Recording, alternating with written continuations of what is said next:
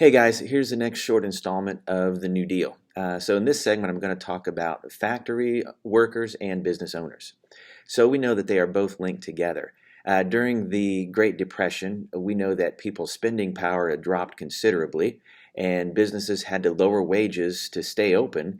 And then if that didn't work, businesses had to fire their workers, which created more people that had less money and less spending, and eventually businesses had to close altogether.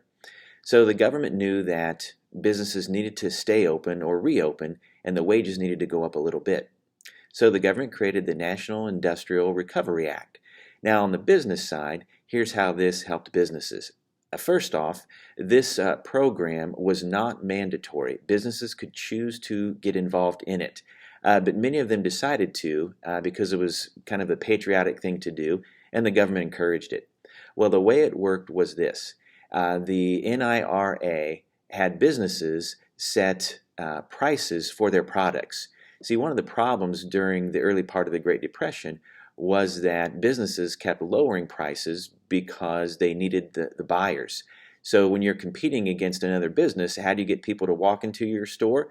Well, you have lower prices than your competitor does.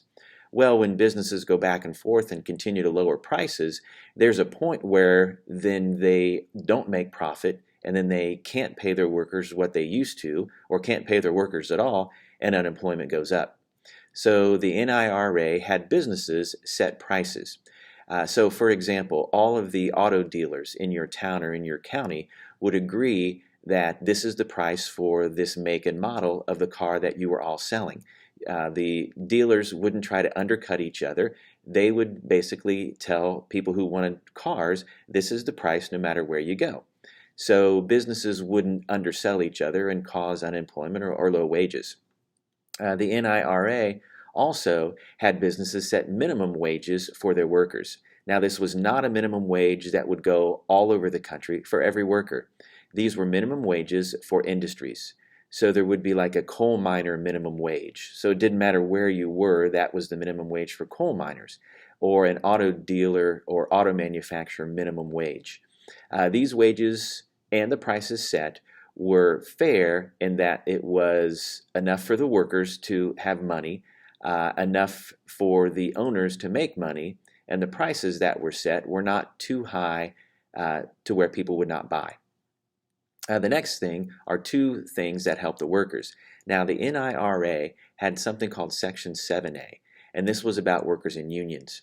Now, we know that factory workers, even much before the Depression, had struggled with wages and hours and conditions, and joining unions was their way to fight for their rights. Well, we also know that more often than not, the factory owners had ways to defeat the unions. Well, the NIRA Section 7A made it legal for workers to join unions and legal for them to bargain with their employers over their conditions and their pay, hoping to increase their situations and make life better for them. Well, unfortunately, factory owners continued to fire workers joining unions.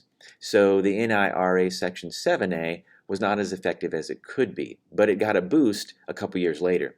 In 1935, the government passed the National Labor Relations Act. We still have this law today, and this law reaffirmed the right for workers to legally be in unions, but it gave some teeth to the program. It had the National Labor Relations Board, which was a government agency that would monitor work conditions, pay and hours, union situations, and this group could listen to testimony of workers who would bring complaints and problems about the factories to this board. Now, this board, if it found in favor of the workers that yes, the owners had been doing something that was unfair, the board could issue a cease and desist order, or essentially a stop order for the business owners to stop doing what they were doing that was unfair to the workers. And as a result, the union membership jumped to about 11 million from about 4 million during the 1930s. So these are the few programs that are for businesses and for the factory workers.